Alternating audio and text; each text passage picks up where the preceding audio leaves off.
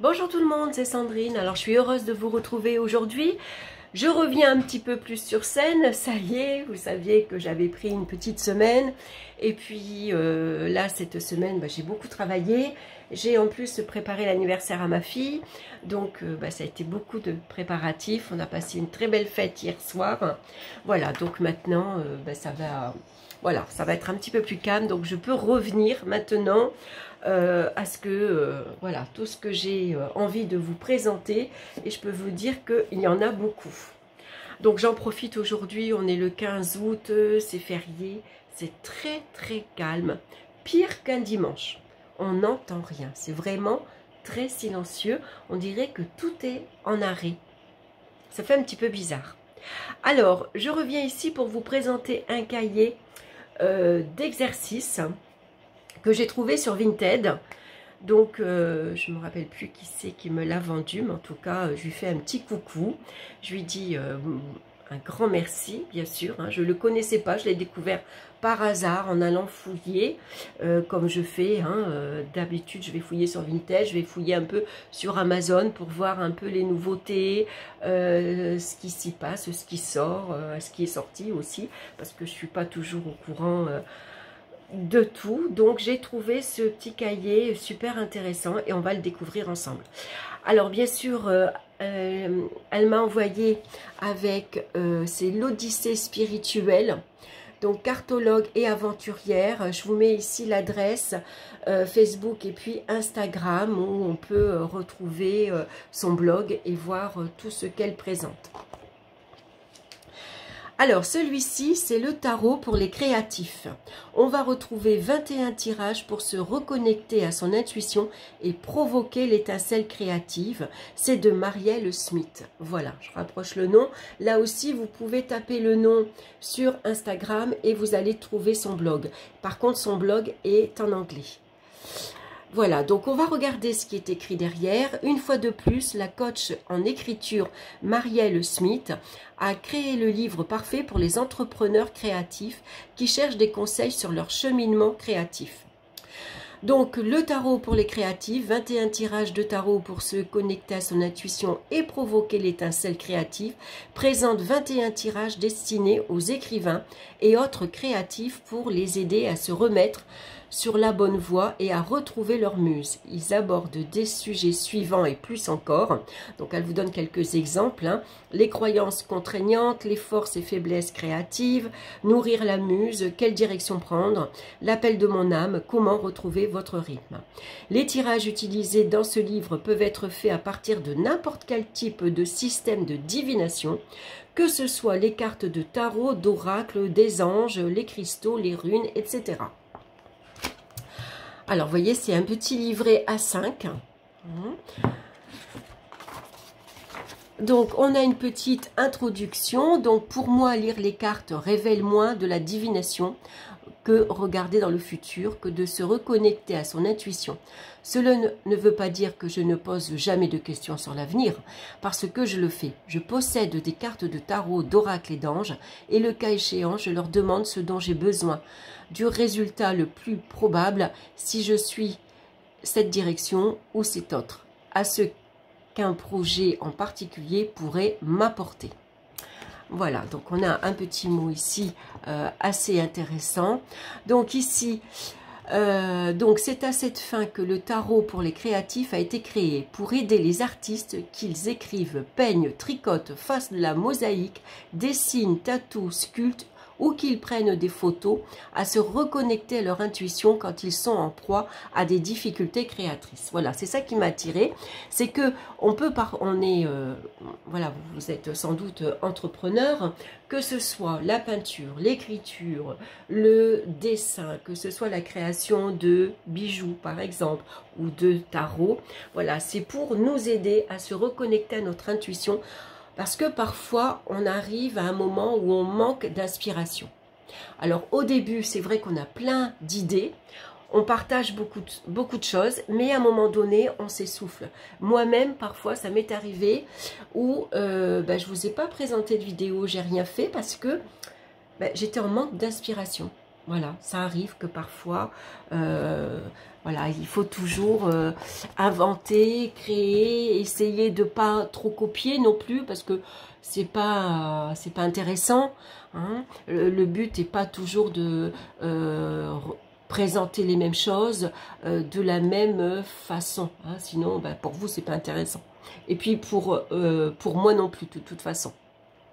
Donc c'est pour ça que j'ai pris ce livre, ce cahier, parce que je suis curieuse de voir comment on va pouvoir développer sa créativité, hein, rebooster sa créativité. Donc que vous soyez aux prises avec des croyances contraignantes, que vous essayez de comprendre vos forces et vos faiblesses créatives, que vous ayez perdu votre rythme, que vous ayez du mal avec votre projet ou que vous ayez perdu votre muse, ce livre vous fournira la bonne voie pour vous reconnecter avec vous-même. Voilà, donc je trouve ça très bien. Et puis on peut l'utiliser avec tout. Si vous ne faites pas le tarot, c'est pas grave, vous avez un oracle, utilisez-le. Si vous préférez le pendule, les runes de sorcière par exemple, ou des cartes d'ange, hein, ce que vous voulez, vous pouvez l'utiliser. Alors, on a la table des matières avec les 21 tirages. Donc, par exemple... tout cela a déjà été dit, mais pas par moi, par selon mon point de vue, tout. Alors, par mon point de vue, t'es où? Reprendre contact, muse, où es-tu? Où es-tu, pardon? Nourrir la muse, muse, où es-tu? Est-ce moi ou toi? La lutte. Est-ce moi ou toi? La solution. Devrais-je rester ou devrais-je partir? Pour conclure, que dois-je faire maintenant? Quelle direction prend ce projet à partir d'ici? Ensuite, on a un tirage de l'artiste. Donc voilà, on a ici tous les tirages qu'elle va ici nous proposer. Donc il y en a 21. Je vous en ai lu quelques-uns. Et puis ensuite, on a voilà les tirages. Alors, les croyances contraignantes. Donc, vous voyez, c'est un tirage en 6 cartes. Donc, si vous voulez, vous pouvez bien sûr photocopier vos cartes, les coller. Et puis, vous avez ici des pages blanches. Vous voyez, on a 3 pages blanches pour écrire son tirage. Donc, c'est pas mal. Si vous voulez le garder neutre, bien sûr, vous pouvez prendre un cahier de brouillon. Donc, par exemple, la première carte. Quelle croyance contraignante sur la créativité s'impose à moi en ce moment? D'où vient cette croyance? Pourquoi est-ce que je me raccroche à cette croyance? Quel est le résultat le plus probable si je me débarrasse de cette croyance? Qu'est-ce que je gagne à abandonner cette croyance? Conseil sur la façon d'abandonner cette croyance. Voilà, parfois on est bloqué. Par exemple, j'ai envie de vous présenter un oracle et puis au fond de moi je vais dire bah non, je vais pas le présenter, il a déjà été vu X fois, il a déjà été présenté par 10 autres personnes. Voilà, finalement ça va pas être intéressant, je vais le présenter peut-être de la même façon, donc finalement je le fais pas. Voyez, voilà, ça c'est des croyances limitantes. Voilà, je m'arrête parce que il a déjà été présenté. Alors que peut-être il a été déjà présenté effectivement, mais peut-être il y a 1 an en arrière. Et c'est intéressant de le revoir, parce qu'il y a peut-être des personnes qui ne l'ont pas encore vu. Ou alors celles qui l'ont vu, elles l'ont peut-être mis de côté, elles l'ont peut-être oublié. Et ça va donner envie de le ressortir, par exemple. Voyez, donc c'est des petites croyances comme ça qui paraissent anodines mais qui nous bloquent finalement. Donc ensuite on a les obstacles à la création. Vous voyez, on a, alors j'aime bien parce qu'on a plusieurs formes de tirage. Donc on retrouve toutes les questions et on a bien sûr des pages blanches à chaque fois pour nous laisser la place de remplir. Les forces et les faiblesses créatives, voilà. L'appel de mon âme. Ensuite, on va avoir Amstramgram. Voilà. Établir des priorités entre 2 projets. Voilà. C'est vrai que parfois, on peut être tiraillé entre 2 projets. Et c'est important, en tout cas, de bien établir par quoi on doit commencer. qu'est-ce qu'on a besoin, qu'est-ce qui est utile, qu'est-ce qui n'est pas utile, par exemple. C'est toute une préparation, hein, un projet. Donc, Astramgram, pic et pic, établit des priorités entre plusieurs projets. Bon, bah alors c'est la même chose, mais ici, on va avoir pourquoi le projet a-t-il fait partie de ma vie? Que se passe-t-il si je concentre toute mon énergie sur le projet A en ce moment? Pourquoi le projet B fait-il partie de ma vie? Que se passe-t-il si je concentre toute mon énergie sur le projet B en ce moment? Voilà. Et puis après, on a un C, 2C, 1D, 2D, 1E, 2E. Alors, que dois-je savoir en général sur l'établissement des priorités pour des projets? Donc, ça doit être des compléments ici. C'est des cartes complémentaires qu'on doit sans doute tirer pour avoir un complément ici d'information. Ensuite, qu'est-ce qui fait obstacle? Ça, c'est intéressant aussi à se poser. Pourquoi je n'arrive pas à me mettre en route, par exemple? Pourquoi je n'arrive pas à commencer? Comment est-ce que je retrouve mon rythme? C'est vrai que parfois, il suffit qu'on s'arrête pour qu'on ait du mal après à recommencer, à repartir, à reprendre un rythme régulier. Par exemple, comme moi, là, je me suis arrêtée pendant un petit moment. Il va falloir que je retrouve un rythme pour vous présenter minimum une vidéo par semaine, par exemple. J'ai la permission de dire ce qu'il faut dire. Ensuite, j'ai la permission de faire ce qui doit être fait. Tout cela a déjà été dit. Ensuite, tout cela a déjà été dit, mais par moi, pas avec ma voix singulière. Ensuite, reprendre contact avec Muse, où es-tu? Pardon. Donc ici, les questions, qu'est-ce que ça va être? Où suis-je? Où est ma muse? Où avons-nous fait fausse route? Que dois-je savoir sur ma muse? Que dois-je savoir ou faire pour ramener ma muse? Nourrir la muse. Ensuite, on a est-ce moi ou toi, la lutte? Est-ce moi ou toi, la solution? Devrais-je rester ou devrais-je partir? Par exemple, ça, c'est des questions qu'on peut se poser qui concernent, par exemple, un job. Voilà, est-ce que je reste dans ce job ou il vaut mieux que je parte? Ça peut concerner une relation également. Ça peut concerner un projet.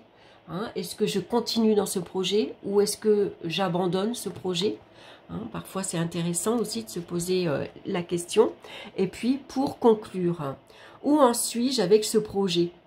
Reste-t-il un aspect dans ce projet auquel je dois accorder mon attention? Que dois-je faire maintenant? Alors, où suis-je allé? Où je suis maintenant? Quelles leçons ai-je apprises? Où est-ce que je m'en vais? Est-ce que c'est la bonne direction pour moi maintenant? Voilà, ça c'est des questions par exemple qu'on peut se poser quand on a envie de réaliser un projet par exemple. Quelle direction prendre ce projet à partir d'ici? Donc, où s'en va ce projet? Que sais-je de cette direction? Qu'est-ce que je ne sais pas sur cette direction? Après, ce que vous pouvez faire aussi, si par exemple les questions ne vous parlent pas, vous pouvez les transformer. N'hésitez pas. Ne prenez pas toujours pour argent comptant ce qui est écrit. Moi, par exemple, parfois, il y a des questions qui se ressemblent ou des questions qui se répètent. Ou la question me semble pas claire, par exemple, par rapport à moi, par rapport à mon questionnement. Donc, je vais transformer la question. Je ne vais pas recopier et faire, voilà, comment c'est écrit, par exemple. Parce que pour moi, par exemple, ça ne me parle pas. Et ici, le tirage de l'artiste. Alors, on va voir qu'est-ce que c'est. Alors, qu'est-ce qui m'inspire? Qu'est-ce qui nourrit mon âme? Comment est-ce que je reste inspirée? Quelles sont mes forces en tant que créatif? Quelles sont mes forces en tant que quelles sont mes forces en tant... Bon, vous voyez, la question ici est répétée 2 fois. Quelles sont mes faiblesses en tant que créatif? C'est pareil, la question est répétée 2 fois. Bon, moi personnellement, alors on peut avoir peut-être 2 choses différentes, mais sinon, on n'est pas obligé de le faire 2 fois. Hein. Une seule question est suffisante. Que dois-je savoir sur ma pratique créative? Que dois-je savoir sur moi en tant que créatif, par exemple? Ça, c'est intéressant. Et puis, à la fin, on va avoir donc pensez à donner, bon, bien sûr, votre avis, mes autres livres, donc en anglais, en espagnol, en néerlandais, et puis à propos de moi. Donc qui suis-je? Donc là, je vous parle de Marielle Smith. Je suis coach pour les écrivains et autres créatifs, réviseuse, écrivaine, mais aussi guérisseuse intuitive et organisatrice de retraites sur mesure. Née aux Pays-Bas et élevée par une mère hollandaise et un père écossais expatrié, j'ai emménagé sur l'île de Chypre en février 2019. Le fait de se retrouver dans un nouveau lieu projette une lumière différente dans votre vie. Votre esprit s'ouvre sur d'autres perspectives et vous vous retrouvez débordant de nouvelles idées, ou bien d'anciennes idées que vous ne souhaitez jamais prendre au sérieux, qui réclament tout à coup votre attention. Apporter un aspect spirituel dans mon travail était une étape effrayante pour moi parce que j'ai toujours essayé de maintenir ces 2 sphères séparées. Je dis essayer parce que nombre de mes clients et le travail qu'ils m'ont apporté m'ont forcé à fusionner mon expérience professionnelle avec mon intérêt pour le domaine spirituel. Certains m'ont engagé pour réviser ou traduire leurs livres holistiques.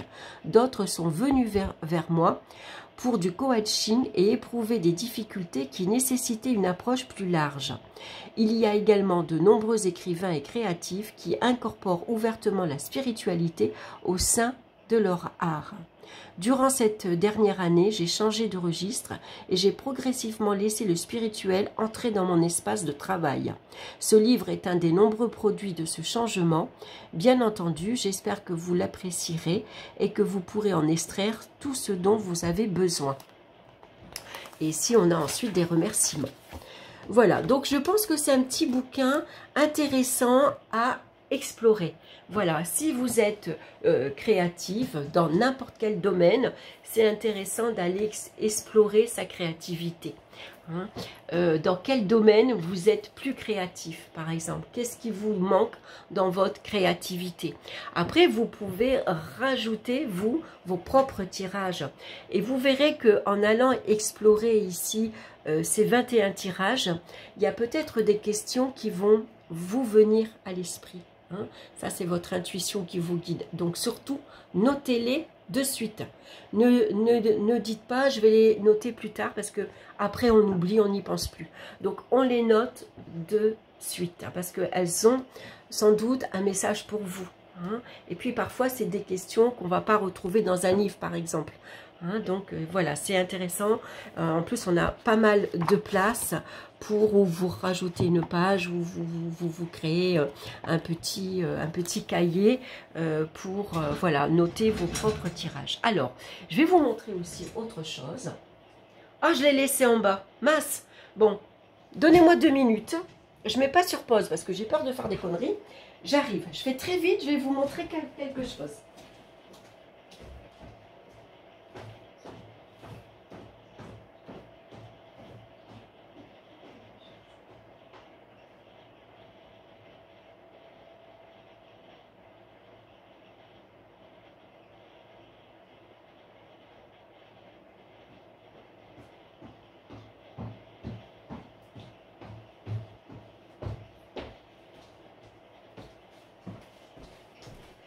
Alors, ça y est, je suis revenue. Bon, pour l'instant, j'ai eu mon imprimante qui ne fonctionne pas. Donc, regardez ce que je me suis acheté. Je vais vous la montrer parce qu'on la voit quand même pas mal. Je vais vous montrer après les petites photos que je me suis tirées. Je me suis acheté cette petite imprimante. C'est super. Alors, bien sûr, il ne faut pas s'attendre à des super super images. Hein. Mais elle est toute mignonne, elle est toute petite. On peut l'emmener partout. Et moi, je m'en sers, je vais vous montrer, pour imprimer mes cartes. Alors là, je me suis créé un petit cahier parce que je suis en ce moment, je vais vous revenir sur l'imprimante. Je me suis fait un petit cahier parce que je suis à un challenge qui est proposé actuellement, mais qui se termine le 18 août. C'est Margot Winterhalter qui propose ici quelques tirages.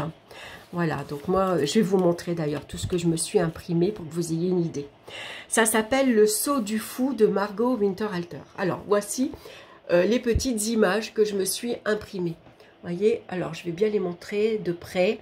Voilà, alors, avec cette imprimante-là, vous allez faire que des photocopies en noir et blanc. Il n'y a pas de couleur. Pourquoi? Parce qu'il n'y a pas d'encre. Tout simplement, ça imprime par chaleur, d'après ce que j'avais lu. Je crois que c'est à l'intérieur, il y a une chaleur thermique, voilà, qui fait que vos images vont être imprimées. Alors, je vais vous montrer. Moi, je me suis fait quelques petites questions et voici les cartes. Alors, bon, il ne faut pas s'attendre à des super petites... vous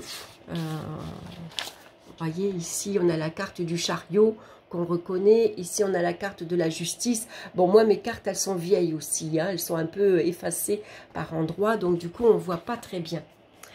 Mais du coup, elle est super sympa. Alors là, je ne peux pas vous faire une démonstration parce que je ne sais pas comment il faudra que je fasse en même temps que je filme. Parce que là, je filme avec le portable. Mais toujours est-il qu'elle s'allume comme ça sur le côté. Donc, on va sur Play Store. On va télécharger du coup l'imprimante qui s'appelle... attendez, je vais regarder comment elle s'appelle. C'est la Mini Printer. Voilà. On a un petit dépliant. Alors, elle est un petit peu partout. Alors, on l'a en anglais et on l'a en français. Hein. Donc, ça, c'est génial sur le petit dépliant pour bien comprendre. Donc, on va sur Play Store. Vous allez télécharger Mini Printer.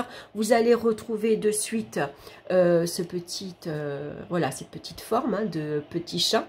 Elle est rose. Vous allez voir, c'est très, très simple à utiliser.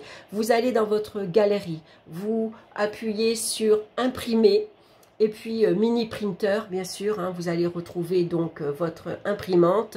Vous avez une petite barre sur le logiciel pour tout simplement nuancer le noir et le blanc, ou très clair ou avoir des contrastes très nuancés, toujours en noir et blanc. Hein. Et puis voilà, vous voyez, donc là elle s'allume, elle clignote. Donc on la recharge ici parce qu'on a un petit câble comme ceci pour voilà, pour la télécharger.